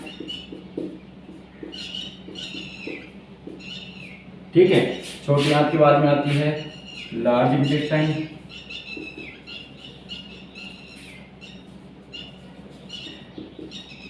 लार्ज इंटेस्टाइन मतलब बड़ी आंत। और 7वें नंबर पर आता है एनस, मतलब गुदा। आप सभी को दिख रहा होगा, तो बहुत बढ़िया। यहाँ पर आप सभी को समझ में आना चाहिए, बहुत बढ़िया। यहाँ पर समझ में आना चाहिए एलिमेंट्री कैनाल जो होती है, इसके लगभग 7 पार्ट्स में इसको डिवाइड किया है मैंने, 7 पार्ट में इसको डिवाइड किया है। सबसे पहले मैंने यहाँ पर लिखा माउथ, जिसे मुख कहते हैं। फेरिंग्स लिखा है मतलब गर्शनी, और ईसोफेगस मतलब ग्रास नाल, स्टमक मतलब आमाशय, और स्मॉल इंटेस्टाइन मतलब छोटी आंत, लार्ज इंटेस्टाइन मतलब बड़ी आंत, और एनस मतलब गुदा होती है। तो आप सभी को यहाँ तक समझ में आना चाहिए कि एलिमेंट्री कैनाल के ये पार्ट्स होते हैं। सर ये पार्ट होते क्या हैं, इनको डिटेल में पढ़ने वाले, समझने वाले, तो लोड ना लेवे, वैसे पढ़ने वाले हैं। और दूसरी बात एसोसिएटेड ग्लैंड की बात करता हूँ। एसोसिएटेड ग्लैंड मतलब जो हमारी एलिमेंट्री कैनाल के अंदर जुड़ी हुई ग्रंथियां होती हैं, उनके बारे में बात कर रहे हैं। अब वो ग्रंथियां कौन कौन सी है, कौन कौन सी ग्रंथियां होती है जो हमारी एलिमेंट्री कैनाल में जुड़ी हुई रहती है मेनली। देखिए सबसे पहले मैं बात करूंगा किसकी, सलीवरी सलीवरी ग्लैंड मतलब लार ग्रंथि, लार ग्रंथि। दूसरी बात करता हूं मैं जैसे पैनक्रियाज, पैनक्रियाज मतलब अग्नाशय। तीसरी बात करता हूं मैं लीवर, लीवर मतलब यकृत। ठीक है। फोर्थ नंबर पर बात करता हूं मैं, फोर्थ नंबर पर हम लिख सकते हैं यहां पर इंटेस्टाइनल ग्लैंड।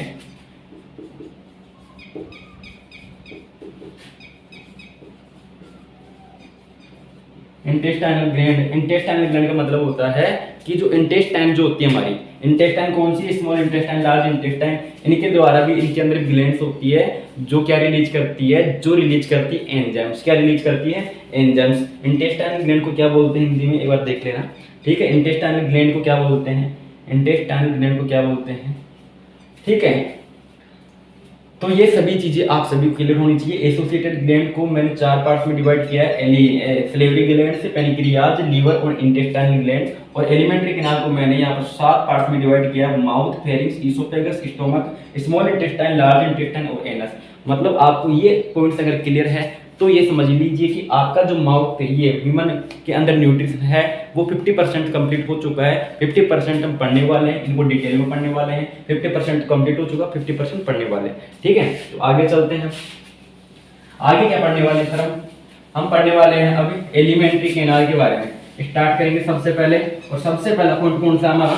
सबसे पहला पॉइंट कौन सा है? सबसे पहला पॉइंट हमारा होता है यहाँ पर, सबसे पहला पॉइंट हमारा होता है यहाँ पर कौन सा? माउथ। कौन सा होता है? माउथ होता है। क्लियर है सबको? सबसे पहला पॉइंट कौन होता है?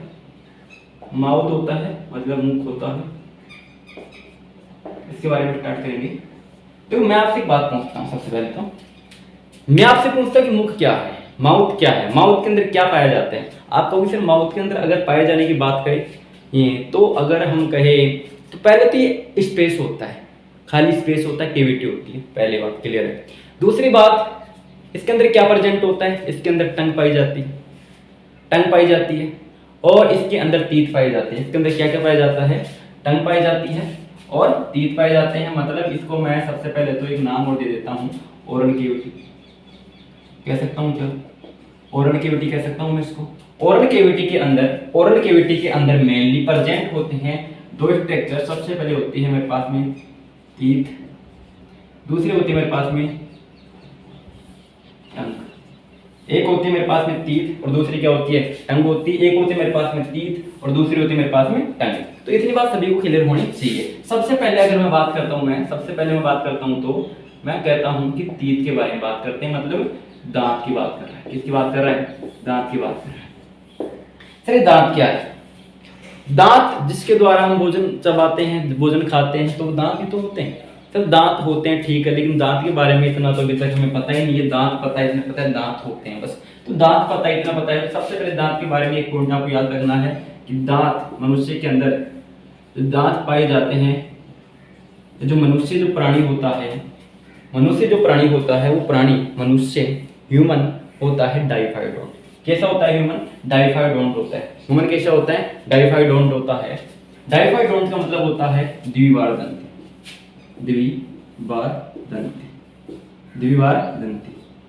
डाइफाइडोंट का मतलब क्या होता है? द्विबार दंती। डाइफाइडोंट का मतलब क्या होता है? द्विबार दंती। मतलब मनुष्य के अंदर डाई मतलब होता है 2, द्वि मतलब क्या होता है? 2, बार मतलब बार, दंती मतलब दांत है। 2 बार दांत, 2 बार दांत। मनुष्य के अंदर कितनी बार दांत आते हैं? 2 बार दांत आते हैं। मतलब यहाँ पर देखिए, इस वजह से इसको क्या कह रहा हूँ मैं? डाइफाइडोंट कह रहा हूँ। क्या कह रहा हूँ मैं? डाइफाइडोंट कह रहा हूँ कि मनुष्य के अंदर कितनी बार दांत पाए जाते हैं? 2 बार दांत पाए जाते हैं। कितनी बार दांत पाए जाते हैं? 2 बार दांत पाए जाते हैं। 2 बार दांत आते हैं। सबसे पहले यहाँ पर जो द्विबार दंती के अंदर सबसे पहला पॉइंट है कि दांत कौन से आते हैं। सबसे पहले कौन से दांत आते हैं? आप सभी को पता है, मिल्क टीथ आते हैं। मिल्क टीथ मतलब दूध के दांत आते कि नहीं आते? दूध के दांत आते हैं। दूसरी बात करता हूं मैं परमानेंट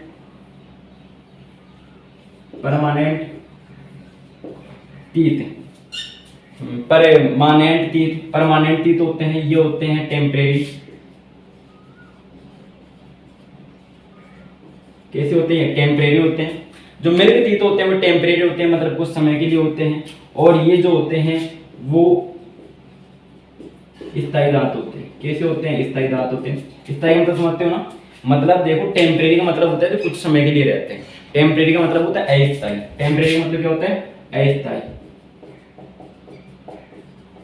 टेम्परेरी का मतलब होता है अस्थायी, जो कुछ समय के लिए रहते हैं। और अगर मैं बात करता हूँ परमानेंट की, तो परमानेंट का मतलब होता है जो लंबे समय तक रहते हैं, जो लंबे समय तक रहते हैं, स्थायी रहते हैं। ठीक है, उसे कहते हैं परमानेंट, या लंबे समय तक रहेंगे उन्हें स्थायी दांत भी कह रहा हूँ। टेम्परेरी रहेंगे कम समय के लिए, क्योंकि हमारे दूध के दांत रहते हैं, कुछ समय के लिए रहते हैं और रहने के बाद कुछ समय बाद में टूट जाते हैं। और जो परमानेंट होते हैं लंबे समय तक चलते हैं। कब तक चलते हैं?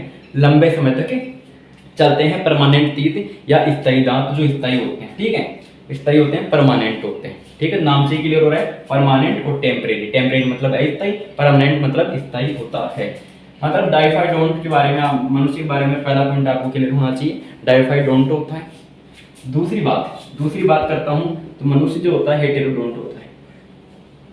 हेटेरोडोंट होता है। इसके अलावा इसके अंदर और भी पॉइंट्स होते हैं मनुष्य के अंदर, लेकिन आपको याद नहीं करने हैं। आपको याद करने हैं ओनली दो पॉइंट, डाइफाइडोंट, हेटेरोडोंट।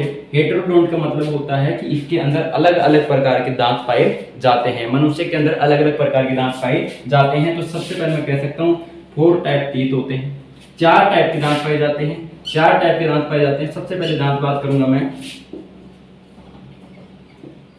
इंसीजर, दूसरी बात करूंगा मैं केनाइन, तीसरी बात करूंगा मैं प्रीमोलर, दिख रहा होगा आप सभी को ये, और चौथी बात करूंगा मैं मोलर, क्योंकि मेरे मार्कर में स्याही खत्म होने वाली है, हो गई है। Incisor, canine, premolar, molar, 4 type के टीथ पाए जाते हैं। 4 टाइप के टीथ पाए जाते हैं, incisor, canine, premolar, molar. Ink डाल लेता हूँ एक बार में।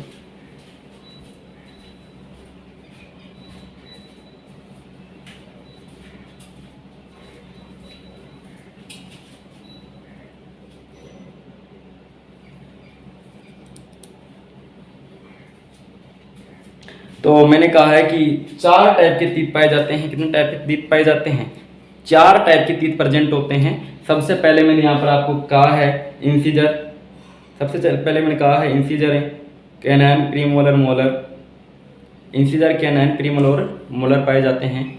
सर ये 4 प्रकार के दांत पाए जाते हैं, लेकिन आज तक हमने तो बस दांत ही पढ़ा था, ये नहीं पढ़ा 4 प्रकार के पाए जाते हैं। तो आज इस वजह से पढ़ा रहा हूँ क्योंकि आपको पता होना चाहिए कि हमारे मुख के अंदर, हमारे माउथ के अंदर 4 प्रकार के टीथ पाए जाते हैं। 4 प्रकार के टीथ पाए जाते हैं, इंसीजर, कैनाइन और प्रीमोलर और मोलर। 4 प्रकार के टीथ पाए जाते हैं। सर इंसीजर कौन से होते हैं? इंसीजर कौन से होते हैं? इंसीजर दांत होते हैं जो हमारे सामने वाले दांत होते हैं ना, उनको कहते हैं कौन से? इंसीजर दांत कहते हैं। क्या कहते हैं? इंसीजर दांत कहते हैं। क्या काम करते हैं ये? कटिंग का करते हैं। क्या काम करते हैं? कटिंग करते हैं। और ये क्या करते हैं? टीयरिंग करते हैं। सर टीयरिंग क्या होती है? टीयरिंग का मतलब होता है फाड़ना। टीयरिंग मतलब होता है फाड़ना, फाड़ने का काम करते हैं। और जो प्रीमोलर और मोलर होते हैं ये चिविंग का काम करते हैं, मतलब चबाने का काम करते हैं। इसका काम करते हैं, चिविंग का काम करते हैं, चबाने का काम करते हैं। इंसीजर, कैनाइन, प्रीमोलर और मोलर। इंसीजर काम हो रहा है कटिंग का, कटिंग का मतलब जानते हो काटने वाले। और इंसीजर मतलब टीयरिंग, टीयरिंग करते हैं। और प्रीमोलर और मोलर चिविंग का काम करते हैं। तो आपको ये सभी पॉइंट्स क्लियर होना चाहिए हेटेरोडोंट के बारे में। और हेटेरोडोंट को मैं इंग्लिश में कहता हूँ विषमदंती, विषमदंती, विषमदंती कहता हूँ मैं। क्या कहता हूँ इनको? विषमदंती कहता हूँ। और अगर मैं इन इंसीजर, कैनाइन, प्रीमोलर की, मोलर की बात भी कर लूँ, हिंदी में कहूँ इनको, तो मैं कहूँगा रदनक, रदनक,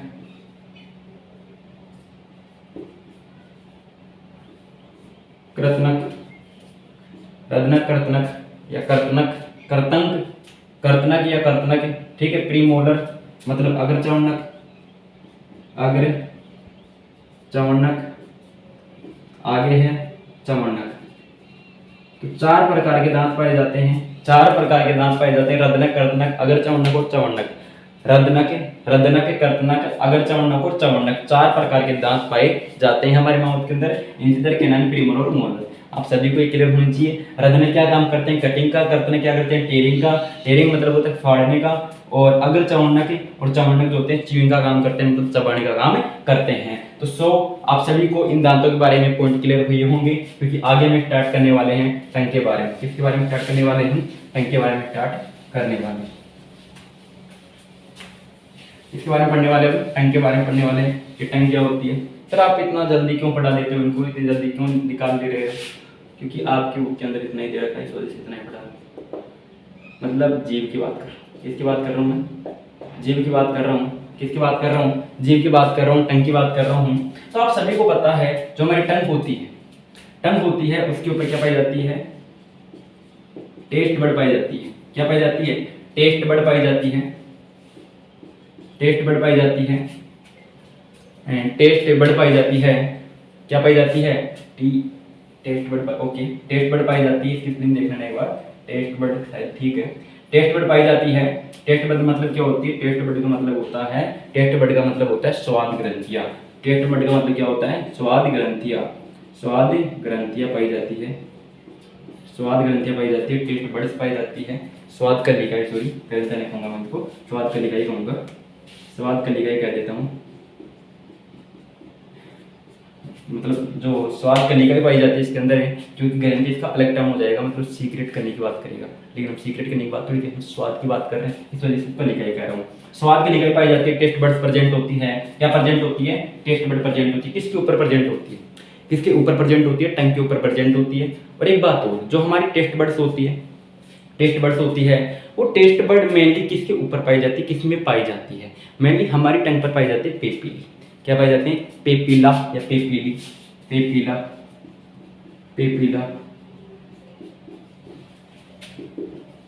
papillae, papillae, papillae, papillae, papillae, papilla, जो भी आपको बोलना चाहो बोल सकते हो। तो इसके अंदर पेपिले जो होते हैं, जो पेपिले होते हैं उनके ऊपर क्या होती है, छोटी छोटी टेस्ट बड उनके ऊपर पाई जाती है, मतलब पेपिले होते हैं उनके ऊपर टेस्ट बड पाई जाती है। मैंने टेस्ट बड नहीं होती है, पेपिले होते हैं। पेपिले क्या होते हैं, फिंगर लाइक प्रोजेक्शन, प्रोजेक्शन होते हैं, सॉरी प्रोजेक्शन होते हैं, वो प्रोजेक्शन हमारे टंग पर पाए जाते हैं, और उस टंग पर जो प्रोजेक्शन पाए जाते हैं उन्हें क्या कहता हूँ, पेपिली कहता हूँ। उन पेपिली पर क्या पाए जाते हैं, टेस्ट बड पाए जाते हैं। क्या प्रेजेंट होते हैं, टेस्ट बड प्रेजेंट होते हैं, ठीक है। एक बात और, इसके अलावा जो टेस्ट बड होते हैं, ठीक है, इतनी बात क्लियर होगी। अब दूसरी बात आती है कि इसके अंदर जो टंग होती है, जो टंग होती है उससे हम समझते हैं कि जो टंग होती है उसके द्वारा रिलीज की जाती है क्या, सलाइवा। मेनली टंग के द्वारा सलाइवा रिलीज नहीं की जाती है, मेनली टंग के द्वारा सलाइवा रिलीज नहीं की जाती है। मेनली जो सलाइवा रिलीज की जाती है वो हमारे माउथ के अंदर प्रेजेंट होती है, सलेवरी ग्लैंड से माउथ के अंदर प्रेजेंट क्या होती है, सलेवरी ग्लैंड प्रेजेंट होती है। इसकी बात कर लेता हूँ, सलेवरी ग्लैंड की बात कर लेता हूँ। सलेवरी ग्लैंड मतलब लार ग्रंथियां प्रेजेंट होती है, लार ग्रंथियां पाई जाती हैं, लार ग्रंथियां पाई जाती है हमारी टंग के अंदर। क्या पाई जाती है, लार ग्रंथियां मतलब सलेवरी ग्लैंड्स पाई जाती है। इन सलेवरी ग्लैंड्स के अंदर लार ग्रंथियों के अंदर क्या होती है, सलाइवा रिलीज की जाती है इन ग्रंथियों के द्वारा। कहाँ पर रिलीज की जाती है, हमारे माउथ के अंदर रिलीज की जाती है। अब जो सलाइवा रिलीज की जाती है वो माउथ के अंदर भी कहाँ पर की जाती है, मेनली वो कहाँ पर की जाती है, हमारे जो जबड़े होते हैं, ऊपर वाला जबड़ा नीचे वाला जबड़ा, इन जो टंग होती है, टंग के नीचे एक नलिका खुलती है। किसकी नलिका खुलती है, लार ग्रंथियों की नलिका खुलती है। एक हमारे जो कान होता है, कान के जस्ट नीचे की तरफ, कान के जस्ट नीचे की तरफ जो ईयर होता है उसके नीचे की तरफ, उसकी लोअर साइड के अंदर भी एक लार ग्रंथि पाई जाती है। हमारा जो ऊपर वाला जबड़ा होता है उसके अंदर भी क्या पाई जाती है, लार ग्रंथियां पाई जाती है। और नलिका के रूप में ये स्राव होता है, इनका क्या होता है, नलिका के रूप में स्राव होता है जो माउथ के अंदर होता है। तो मेनली ये जो सलाइवा होता है, ये सलाइवा किसके द्वारा रिलीज किया जाता है, सलेवरी ग्लैंड्स के द्वारा या लार ग्रंथियों के द्वारा रिलीज किया जाता है। तो सलेवरी ग्लैंड्स क्या करती है, सलाइवा रिलीज करती है, सलाइवा रिलीज करती है। तो मुझे एक बात बताइए, लार होती है हमारे पास, ठीक है, लार के अंदर कौन सा एंजाइम पाया जाता है, लार के अंदर कौन सा एंजाइम पाया जाता है, लार के अंदर कौन सा एंजाइम पाया जाता है, लार के अंदर पाया जाता है कौन सा, एमाइलेज। कौन सा पाया जाता है, एमाइलेज और टाइलिन।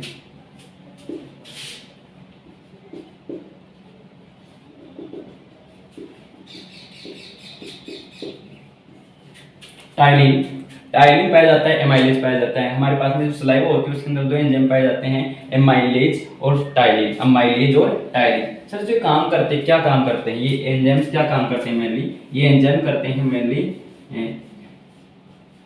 स्टार्च का डाइजेशन, या मैं कह सकता हूँ स्टार्च डाइजेशन करते हैं। क्या करते हैं, स्टार्च डाइजेशन करते हैं। एमाइलेज और जो टाइलिन होता है मेनली क्या करते हैं, स्टार्च डाइजेशन करते हैं, स्टार्च का डाइजेशन करते हैं, स्टार्च का डाइजेशन करते हैं। और स्टार्च का डाइजेशन करके इसको कन्वर्ट कर देते हैं माल्टोज में। किस में कन्वर्ट कर देते हैं, माल्टोज में। अब कुछ स्टूडेंट ऐसे हो सकते हैं जो पूछ सकते हैं कि सर माल्टोज क्या होता है। देखिए स्टार्च क्या होता है, मैं आपको पूछता हूँ स्टार्च क्या होता है। फूड के द्वारा जो प्लांट होता है, फूड प्लांट के द्वारा फूड बनाया जाता है, भोजन बनाया जाता है। जो भोजन उसके द्वारा बनाया जाता है तो वो किसके फॉर्म में बनाया जाता है, कार्बोहाइड्रेट के फॉर्म में बनाया जाता है। किसके फॉर्म में बनाया जाता है, कार्बोहाइड्रेट के फॉर्म में बनाया जाता है। कार्बोहाइड्रेट क्या होता है, आप क्वेश्चन आते सर कार्बोहाइड्रेट क्या होता है। कार्बोहाइड्रेट क्या होता है, एक मॉलिक्यूल होता है, समझिए एक मॉलिक्यूल होता है, ठीक है, जो एक बड़ा मॉलिक्यूल कार्बोहाइड्रेट है। कार्बोहाइड्रेट क्या है, एक कैटेगरी है मेनली, वैसे तो एक कैटेगरी होती है। कैटेगरी का मतलब क्या हुआ, कैटेगरी का मतलब उसके अंदर कुछ इंक्लूड किया जाएगा, कुछ रखा जाएगा। तो रखा क्या जाता है, कार्बोहाइड्रेट जो होते हैं उनके अंदर मेनली स्टार्च होता है, जैसे कि ग्लूकोज होता है, स्टार्च होता है, माल्टोज होता है। ये सभी जो होते हैं वो किसके अंदर आए जाते हैं, कार्बोहाइड्रेट के अंदर पाए जाते हैं, ठीक है। कैटेगरी होती है, एक कैटेगरी होती है, ग्रुप्स होता है इन सभी का, ठीक है। उसे क्या कहते हैं, कार्बोहाइड्रेट कहते हैं। कार्बोहाइड्रेट के अंदर प्रेजेंट होते हैं स्टार्च प्रेजेंट होता है, माल्टोज प्रेजेंट होता है, ग्लूकोज, ये सभी किसके अंदर पाए जाते हैं, कार्बोहाइड्रेट के अंदर पाए जाते हैं। तो प्लांट क्या करता है, कार्बोहाइड्रेट के रूप में फूड को सिंथेसिस करता है, फूड बनाता है, भोजन बनाता है। जैसे वो कार्बोहाइड्रेट के रूप में भोजन बना लेता है, जैसे वो कार्बोहाइड्रेट के रूप में भोजन बना लेता है। सर कार्बोहाइड्रेट कौन सा, मेनली ग्लूकोज, मेनली ग्लूकोज की फॉर्म में वो क्या बनाता है, भोजन बनाता है। जैसे भोजन बना के कंप्लीट हो जाता है तो वो क्या करता है कि जितना भोजन उसे आवश्यकता होती है उतना तो वो यूज कर लेता है। प्लांट को जितने भोजन की आवश्यकता होती है उतना तो यूज कर लेता है। इसके अलावा उसके पास में जो भी भोजन बचता है उस भोजन को स्टोर कर लेता है, किसकी फॉर्म में, स्टार्च की फॉर्म में। किसकी फॉर्म में स्टोर कर लेता है, स्टार्च की फॉर्म में स्टोर कर लेता है। तो मैं कह देता हूं, ये मैं कह सकता हूं यहाँ पर कि प्लांट जो होते हैं, प्लांट से स्टोर फूड स्टार्च होता है। प्लांट्स में क्या होता है, स्टोर फूड जो होता है क्या होता है, स्टार्च होता है। और इसी प्रकार से मैं बात करता हूं एनिमल्स में स्टोर फूड जो होता है वो क्या होता है, एमाइलेज होता है, सॉरी ग्लाइकोजन होता है। ग्लाइकोजन होता है, क्या होता है, ग्लाइकोजन। अब देखिए मैंने आपको बताया है कि प्लांट्स के अंदर जो स्टोर फूड होता है वो क्या होता है, स्टार्च होता है। और एनिमल्स के अंदर स्टोर फूड क्या होता है, ग्लाइकोजन होता है। सबसे पहले क्वेश्चन आपका ये बनना चाहिए कि सर हमारे पास आपने बताया कि प्लांट्स के अंदर जो फूड होता है मेन ग्लूकोज की फॉर्म में बनता है, और ग्लूकोज की फॉर्म में बनकर के ये जो ग्लूकोज की फॉर्म में बनता है और ग्लूकोज की फॉर्म में बनकर के ये स्टोर होता है स्टार्च की फॉर्म में। किसकी फॉर्म में, स्टार्च की फॉर्म में क्या होता है, स्टोर होता है। लेकिन हमारा क्वेश्चन ये है कि इस प्रकार से अगर प्लांट के अंदर ये प्रोसेस होती है, ग्लूकोज से स्टोर जब होता है स्टार्च के अंदर होता है, तो हमें ये बता दीजिए एनिमल्स के अंदर जब स्टोर होता है ग्लाइकोजन की फॉर्म में हो रहा है, लेकिन एनिमल्स के अंदर बनता किस फॉर्म में। जिस प्रकार से आपने कहा कि ग्लूकोज की फॉर्म में प्लांट्स के अंदर बनता है, उसी प्रकार से एनिमल्स के अंदर भी ऐसा ही होता है कि किसकी फॉर्म में बनता है, ग्लूकोज की फॉर्म में बनता है, ग्लूकोज की फॉर्म में बनता है। और स्टोर किस फॉर्म में होता है, ग्लाइकोजन की फॉर्म में होता है। ये सभी पॉइंट्स आप सभी को क्लियर होने चाहिए। एनिमल्स में स्टोर फूड क्या होता है, ग्लाइकोजन होता है। क्या होता है, ग्लाइकोजन होता है। आप सभी को इतना पॉइंट क्लियर होना चाहिए, ठीक है। अब देखिए मैंने कहा था कि स्टार्च का डाइजेशन होता है सर, ठीक है। आपने कहा कि स्टार्च ठीक है, स्टोर फूड है किसका, प्लांट का स्टोर फूड है। लेकिन ये स्टार्च हमारे पास में किससे आ गया, क्योंकि हम तो ह्यूमन न्यूट्रिशन की बात कर रहे हैं, प्लांट्स की बात थोड़ी कर रहे हैं। हम प्लांट्स की बात थोड़ी कर रहे हैं, हम तो ह्यूमन न्यूट्रिशन की बात कर रहे हैं, हमारे शरीर की बात कर रहे हैं। पेड़ पौधों की बात तो चल ही नहीं रही है और आप पेड़ पौधों को यहाँ पर ऐड कर रहे हो। मतलब ये कुछ समझ में नहीं आ रहा कि आप स्टार्च तो पेड़ पौधे में बता रहे हो, फिर यहाँ पर बता रहे हो। अब इस क्वेश्चन आपका बहुत ही अच्छा है, तो आपको यहाँ पर इस प्रकार सोचना चाहिए कि जो स्टार्च है तो हमारे पास में कहाँ से आएगा, क्योंकि हम प्लांट्स खाते हैं। प्लांट्स कहाँ आते हैं, मतलब ये है कि प्लांट के द्वारा जो फ्रूट बनाए जाते हैं, जो भी कुछ होते हैं मटेरियल, उसके द्वारा बने हुए मटेरियल जो है वो हम इंटेक करते हैं, हम खाते हैं। तो अगर हम खाते हैं तो इसका मतलब ये हुआ कि प्लांट के अंदर स्टार्च है।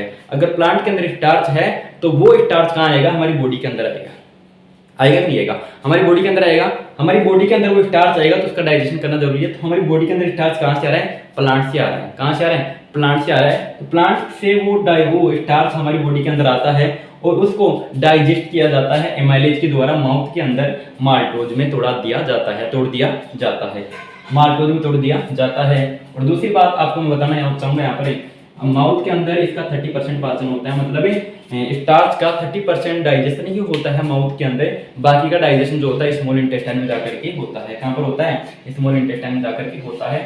टंग के बारे में बताया आपको, स्वाद के लिकाएं कहते हैं। यहाँ पर जो सलीवरी ग्लैंड्स होती है उसके अंदर सलाइवा प्रेजेंट होता है, उसके अंदर एंजाइम पाया जाता है एमाइलेज या टाइलिन। एमाइलेज या टाइलिन होता है, वो क्या करता है, वो स्टार्च का डाइजेशन करता है, स्टार्च का डाइजेशन करके वो माल्टोज में कन्वर्ट करता है। माल्टोज क्या होता है, स्टार्च को जब तोड़ दिया जाता है अलग अलग कंपोनेंट्स में, तो जब स्टार्च को तोड़ा जाता है जो कंपोनेंट हमारे पास में बचता है उस कंपोनेंट को मैं कहता हूं माल्टोज। क्या कहता हूं, माल्टोज कहता हूं। बताओ इतनी बात क्लियर है या नहीं है, मतलब इतनी बात आप सभी को क्लियर होनी चाहिए टंग के बारे में, ठीक है। टंग के बारे में इतना ही हम पढ़ेंगे, टंग के बारे में इतना ही पढ़ेंगे। अब हम पढ़ने वाले हैं किसके बारे में, फेरिंग्स के बारे में। किसके बारे में पढ़ने वाले हैं, फेरिंग्स के बारे में पढ़ने वाले हैं। दूसरा पॉइंट मेरे पास में कौन सा है, मैंने 2 पॉइंट कंप्लीट कर लिए यहाँ पर। माउथ एक कंप्लीट कर लिया एलिमेंट्री कैनाल के अंदर, एसोसिएटेड ग्लैंड के अंदर मैंने सलिवरी ग्लैंड कंप्लीट कर लिया है। अब मैं पढ़ने वाला हूँ किसके अंदर, अब इसके अंदर पढ़ने वाला हूँ फेरिंग्स। क्या पढ़ने वाला हूँ, फेरिंग्स मतलब होता है गर्शनी, फेरिंग्स मतलब होता है गर्शनी, गर्शनी पढ़ने वाला हूँ। गर्शनी क्या होती है, एक छोटा सा डायग्राम बना रहा हूँ।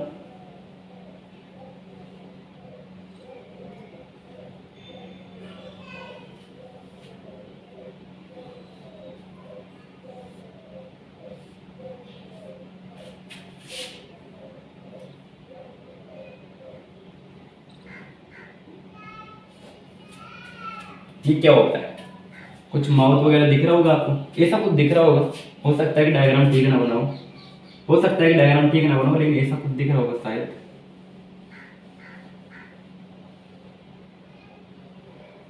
ठीक है।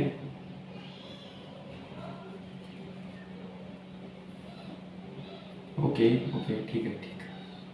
यहाँ पर 30% होते हैं, यहाँ पर 10% होती है। तो ये क्या होता है, ओरल कैविटी कह सकता हूँ।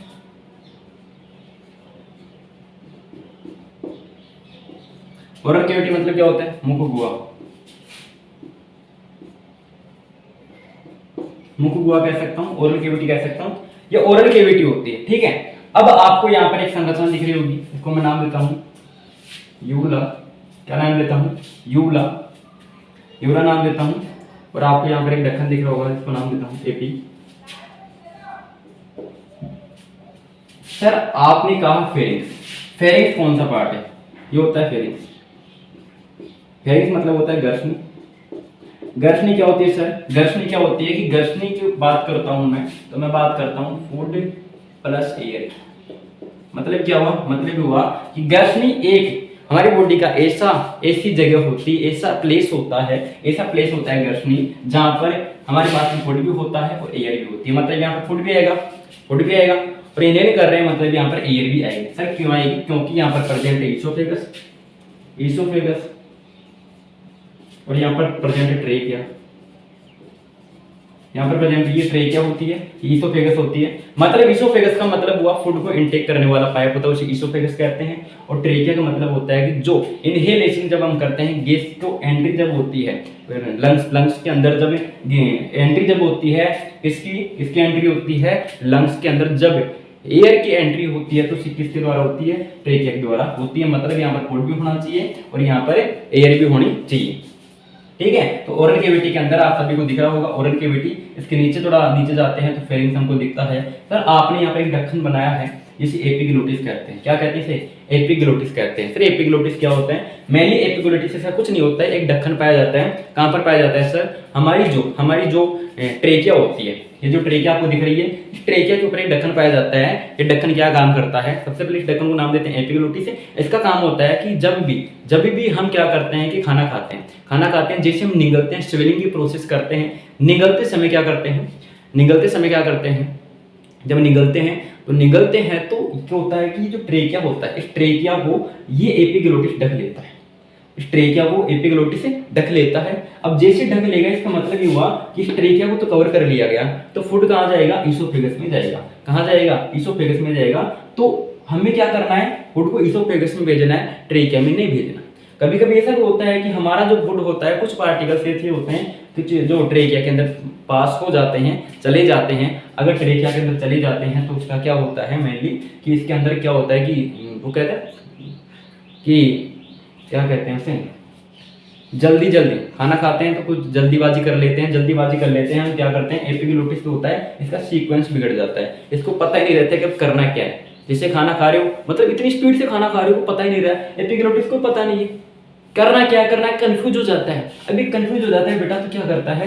ये इसको बंद नहीं कर पाता ठीक से। अब बंद नहीं कर पाता तो कुछ फ्लूइड के पार्टिकल्स चले जाते हैं, जिससे अपने खांसना स्टार्ट कर देते हैं। ठीक है, ये करते हैं ना। तो ये सब चीजें इसके अंदर होती है एपिग्लोटिस के अंदर। और आपको दिखेगा यहाँ पर यूला क्या होता है कि जब मुंह खोलते हैं तो हम देखते हैं कि हमारे गले के अंदर पीछे की साइड में कुछ लटका हुआ हमें महसूस होता है, कुछ लटकी हुई घंटी जैसी संरचना दिखाई देती है। उस घंटी जैसी संरचना को क्या नाम देते हैं? यूला नाम देते हैं। क्या नाम देते हैं? यूला नाम देते हैं। एपिग्लोटिस समझ में आ गया होगा। ढक्कन होता है जो ट्रेकिया के ऊपर पाया जाता है, जो ट्रेकिया को कवर करने के लिए रेस्पॉन्सिबल होता है। क्योंकि सर अगर हम ट्रेकिया को कवर कर लेंगे तो श्वास कैसे लेंगे? सबका क्वेश्चन होता है मेनली कि अगर हम ट्रेकिया को कवर कर लेंगे तो श्वास कैसे लेंगे? इस वजह से लेते हैं श्वास, क्योंकि जब हम भोजन को निगल रहे होते हैं तब श्वास नहीं लेते हैं, और जब श्वास लेते हैं तब भोजन को नहीं निगल रहे होते हैं। मतलब ये हुआ कि दोनों प्रोसेस एक साथ नहीं होती है। जैसे हम भोजन को निगल लेते हैं, उसके बाद में श्वास ले लेते हैं, या उससे पहले श्वास ले लेते हैं। ठीक है, मतलब दोनों प्रोसेस एक साथ नहीं होती। कभी ट्राई करके जरूर देखना, कभी नहीं आज ही ट्राई करके जरूर देखना एक बार, ये दोनों प्रोसेस एक साथ होती है क्या। ठीक है, ये दोनों प्रोसेस एक साथ नहीं होती है।